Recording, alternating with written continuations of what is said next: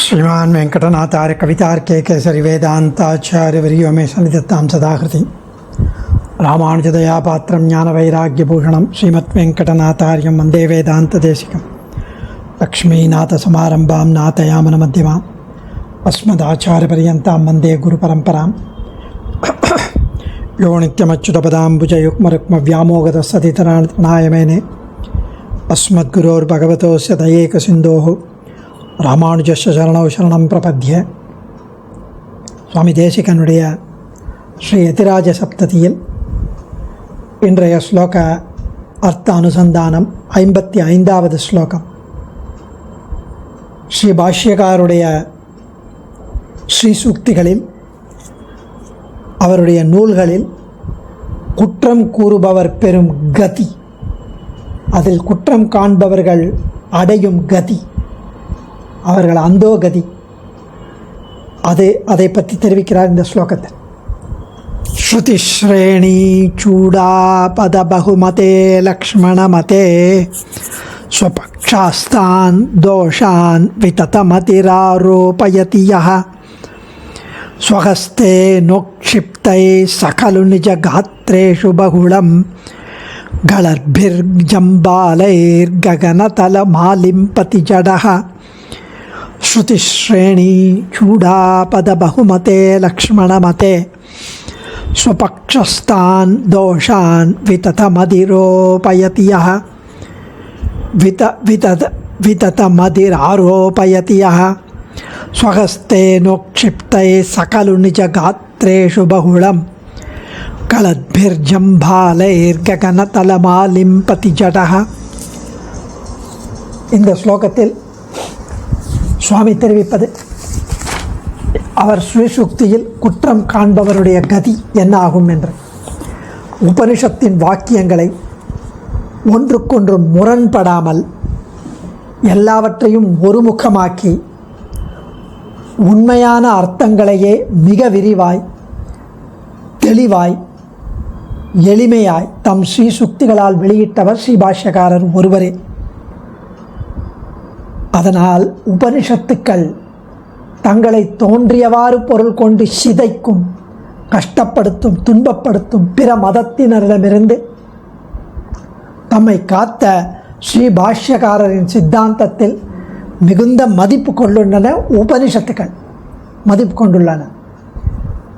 இப்படி எந்த வகை குற்றமும் இல்லாத இந்த ராமானுஜ சித்தாந்தத்தில் ஸ்ரீ பாஷ்யகாரரின் ஸ்ரீசுக்திகளில் ஒருவன் குற்றம் கூற முன் வருவானாயின், குற்றம் கூற வந்தால் நிச்சயமாய் அவன் அறிவின் பயனை பெறாதவன். அவன் தன் மதத்தில் உள்ள குற்றங்களையே இந்த சித்தாந்தத்தில் ஏற்றித்தான் கூற வேண்டும். இப்படி ஒரு மூடன் செய்வானாயின் அவன் கூறும் குற்றம் ஒன்று கூட இந்த சித்தாந்தத்திற்கு பொருந்தாது. அதற்கு மாறாக குற்றமெல்லாம் அவனது மதத்தை சாரும், அவனது அறிவின்மையை காட்டிவிடும் உலகுக்கு. உதாரணமாய், ஒரு முட்டாள் ஆகாயம் இவ்வளவு வெள்ளையா இருக்கு, அந்த ஆகாயத்தை நான் அழுக்கு பண்ணுறேன் அப்படின்னு சொல்லி ஷேரை கையில் எடுத்து வானின் மீது எறிகிறான். அந்த ஆகாயத்தை அழுக்கு பண்ணணும். அதனால் என்ன ஆகும்? பல்வகையாய் சிதறி அவனுடைய அங்கங்களிலேயே அந்த ஷேரிகள் விழுந்து அவனை ஷேராக்கும். ஆகாயத்தில் கொஞ்சமாவது ஒட்டுமா? ஒட்டாது. இதே கதி தான் ராமானுஜ சித்தாந்தத்தில் குற்றம் கூறுபவனுக்கும் வரும் என்று சுவாமி தேசிகன் ஆச்சரியமாக அனுபவிக்கிறார். ஸ்ருதிஸ்ரேணி என்ற ஸ்லோகத்தால் வேதங்களின் சிரங்களான உபனிஷத்துக்கள், வேதங்களின் சிரங்களான உபனிஷத்துக்களால் பாராட்டப்பட்டவர் உடையவர். அவருடைய சித்தாந்தத்தில் எந்த ஒரு மதிகேடன், மூடன் தன்னுடைய சித்தாந்தத்தில் இருக்கும் தோஷங்களை ஏறிட்டு கொண்டு இந்த சித்தாந்தத்தில் பேசுகிறானோ, அவன் தன் கையினால் மேல் நோக்கி வீசப்பட்டவையும் தன் உடம்பிலேயே நிறைய விழுவதுமான சேற்றினால் ஆகாயத்தை அழுக்கு பண்ண பூச விரும்புபவனுக்கு ஒப்பாவான். ஒருவன் சேற்றினால் ஆகாயத்தை பூச நினைத்தால் அந்த சேறு எப்படி அவன் மீது விழுமோ, அதே போல ஸ்ரீ ராமானுஜ சித்தாந்தத்தில் பிறர் சொல்லும் குற்றங்கள் இதில் ஒட்டாது என்பது இங்கு கருத்து. ஸ்ருதிஸ்ரேணி சூடாபத பகுமதே லக்ஷ்மணமதே ஸ்வபக்ஷஸ்தான் தோஷான் விததமதிர் ஆரோபயதி யஹ ஸ்வஹஸ்தே நோக்ஷிப்தை சகலு நிஜகாத்ரேஷு பகுளம் கலத்பிர்ஜம்பாலைர்ககனதலமாலிம்பதி ஜடஹ. ஸ்ருதிஸ்ரேணி வேத சமூகத்தினுடைய சூடாபத முடியாகிய உபனிஷத்தால், வேத சமூகத்தினுடைய முடியாகிய உபனிஷத்தால் பகுமதே பகுமானிக்கப்பட்ட கொண்டாடப்பட்ட லக்ஷ்மணமதே லக்ஷ்மண மதம் ராமானுஜ சித்தாந்தத்தில்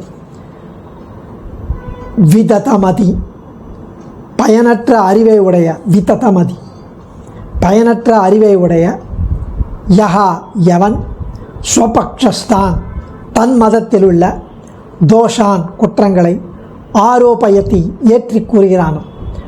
ராமானுஜ சித்தாந்தத்தில் பயனற்ற அறிவை உடைய எவன், பயனில்லாத அறிவை உடைய எவன் தன்னுடைய மதத்தில் உள்ள குற்றங்களை ராமானுஜ சித்தாந்தத்தில் ஏற்றி கூறுகிறானோ, ச ஜடகா அந்த முட்டாள், ஸ்வஹஸ்தேன தன் கையால், உக்ஷிப்தைஹி ஆகாயத்தில் எரியப்பட்டனவும், நிஜ காத்ரேஷு ஆக்சுவலி தன் அங்கங்களில் பகுளம் மிகுதியாக, கலத்பிகி வழிகின்றனவுமான, ஜம்பாலைஹி ஷேறுகளால், ககனதலம் ஆகாயத்தை, ஆலிம்பதி கலு பூசுகின்றான் அல்லவா என்று தெரிவிக்கிறான்.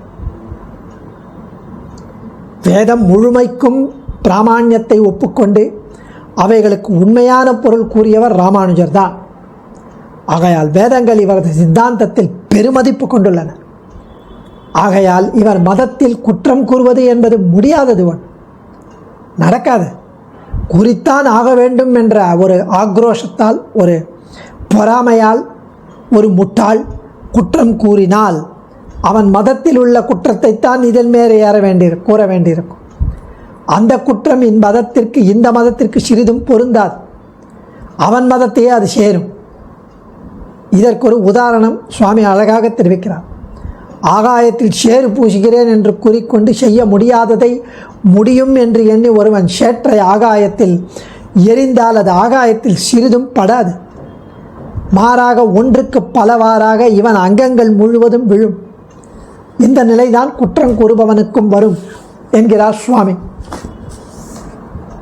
அஸ்மத் ஆச்சாரியன் அழகாக இதை தெளிவுரையில் தெல்லிய தமிழில் அனுபவிக்கிறார். அனந்தாவை வேதாக, வேதங்கள் அனந்தம் கடல் போன்று மிகப்பெரிய வித்யாஸ்தானமாகும். அவற்றின் தலை போன்றிருப்பது மிக உயர்ந்த பகுதியான வேதாந்தம் என்றும் உபனிஷத் என்றும் கூறும். இந்த பகுதி முற்றிலும் பிரம்மத்தையும் அதன் விபூதிகளையும், அதாவது அதன் சொத்துக்களையும், இந்த பிரபஞ்சத்தையும் ஸ்ரீவைகுண்டத்தையும் பற்றி பேசுவதால் இதை பிரம்மகாண்டம் என்று கூறுவர்.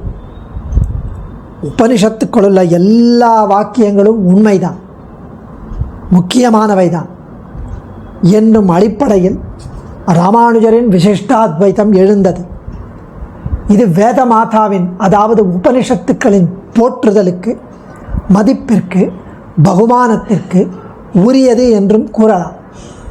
அல்லது போன ஸ்லோகத்திலே சொன்னபடி 5 வகையான ஸ்ருதிகளுக்கும் முக்கியத்துவம் கொடுத்து எல்லா ஸ்ருதிகளும் ஒரே குரலில் சேத்தன அச்சேதனங்களுடன் கூடிய கல்யாண குணங்களுடன் கூடிய பரபிரம்மத்தையே ஸ்ரீமன் நாராயணனே கூறுகிறது என்று நம் மதம் கூறுவதால்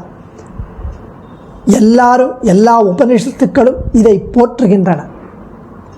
எல்லாராலும் போற்றப்படுவதை கேட்டு அதை பொறுத்து கொள்ள முடியவில்லை.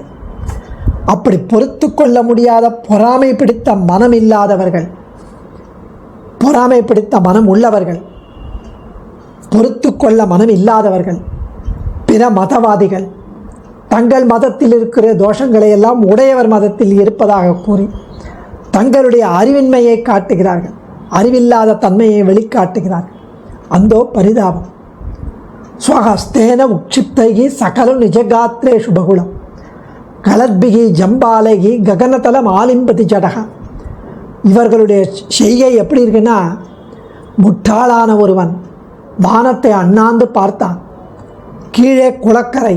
அங்கு குளிக்க வந்தவர்களை பார்த்து, இதோ பாருங்கள், இந்த ஆகாசம் வெளுப்பாக இருக்கு இல்லையா, இதை இப்பொழுது கருப்பாக்குகிறேன், அழுக்காக்குகிறேன் பாருங்கள் என்று குளத்தில் உள்ள ஷேரை எடுத்து 2 கைகளாலும் எடுத்து உயரே வானத்தின் மீது வீசி எறிந்தான்.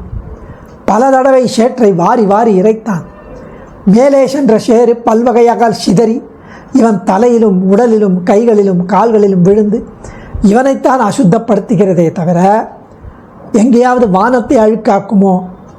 அதுபோல வேறு மதத்தினர் கூறும் குற்றங்கள் எல்லாம் உடையவர் மதத்தில் பொருந்தாது. அவை பல்வகையாக பிரித்து வசுவாதிகளின் மதங்களிலேயே பொருந்துகிறது என்று தெரிவிக்கிறார் அஸ்மத் ஆச்சாரியன். டாக்டர் வி.என். வேதாந்த தேசிகனோட கம்பைலேஷனில் யாரேனும் எதிராஜ மதத்தில் குற்றம் சொல்ல முயன்றால் அந்த செயல் சுத்த வானத்தின் மீது களங்கம் சொல்வதற்கென்று சேற்றை வானை நோக்கி எறிவதை ஒக்கும், அதை போல இருக்கும் என்கிறார். மற்ற மதங்களுக்கும் எதிராஜர் தெளிவித்து பரப்பிய மதத்திற்கும் அடிப்படையில் பல வேறுபாடுகள். மற்ற மதத்தில் வேத வாக்கியங்கள் எல்லாம் ஏற்கப்படுவது கிடையாது. முரண்பாடுகள் நிறைய இருக்கிறது. ராமானுஜ மதத்தில் எந்த வேத வாக்கும் ஒதுக்கப்படுவதும் இல்லை, முக்கியம் இல்லை என்று கருதப்படுவதும் இல்லை. ஒரே குரலில் எல்லா வேத வாக்குகளையும் ஏற்பதும் ஒரு பெருமை. ஒரு சிலர் தம் மதத்தில் உள்ள தோஷங்களை யதீந்திர சித்தாந்தத்தில் ஏற்றி சொல்ல பார்ப்பர். இந்த செயல் எது போல என்றால், ஒருவன் சேற்றை எடுத்து சுத்தமான ஆகாசத்தில் வாரி இறைக்கிறான். அதன் மூலம் ஆகாசத்தை சேராக்கி விடலாம் என்ற நம்பிக்கையில் அவன் மேல்தானே சேறு விழும். அதே போல குற்றமே எதையும் இந்த சித்தாந்தத்தில் காண முயலவர்கள் குறை தம்மிடத்திலே உள்ளதே என்று பிற்காலத்தில் உணர்வர். லக்ஷ்மண மதம், ராமானுஜ மதம் சர்வருக்கும் பகுமதம். ஏனென்றால் சர்வ வேத வாக்கிய சமூகங்களும் இதில் ஐக்கிய கண்டியம் பெறுகின்றன. இதில் ஒரே குரலில் ஒரே அர்த்தத்தை துவனிக்கிறது. மற்ற மதங்களில் இது முடியாது, காண முடியாது. அதனால்தான் பிபேத் அல்பஸ்ருதாத் வேதகா என்ற வசனம். அந்தந்த மதம் எல்லா வேத வசனங்களையும் ஒன்று விடாமல் ஏற்கும் நிலையில் இல்லை. வேதங்களே பகுமானிக்கிறது, வேதங்களே இவருக்கு சம்மானம் கொடுக்கிறது இந்த மதத்தை. ஏன் இது அது என்ற அந்த வசனத்தை ஒரு மதம் ஏற்க மறுத்தால் நம் மதம் ஒன்றுதான் இந்த சிறப்பு கொண்டது. எல்லா வேத வாக்கியங்களும் உண்மை என்பது எதையும் ஒதுக்காது நம் மதம். இது சத்தர்க்க பிரதிஷ்டை பெற்றது. இதில் குற்றம் காண விளைவது கூட அனுச்சிதம், தோஷமே இல்லை. எப்படி தோஷம் என்று சொல்ல நினைப்பாய்? நாங்கள் ஒன்று தான் பதில் சொல்வோம். தப்பு இங்கில்லை. தப்பு தோஷம் எல்லாம் உங்கள் மதத்தில், உங்கள் மனத்தில். ஆகாசம் சுத்தம், லக்ஷ்மண மதமும் அப்படித்தான், மாலின்யம் இல்லாதது. ஒரு சந்தேக மேகம் இங்கு கிடையாது. எப்படி ஷேராக்க முடியும்? ஆகாசத்தையோ இல்லை இந்த மதத்தையோ? உங்கள் மீது தான் விழும் அந்த ஷேர், உங்கள் மதத்தில் தான் விழும் அந்த அழுக்கு என்று ஆச்சரியமாக அனுபவிக்கிறார்கள் ஆச்சாரியர்கள். அடியேன் தன்யோஸ்மி. கவிதார்க்கிக சிம்ஹாய கல்யாண குணசாலினே ஸ்ரீமதே வெங்கடேஷாய வேதாந்த குரவே நமः.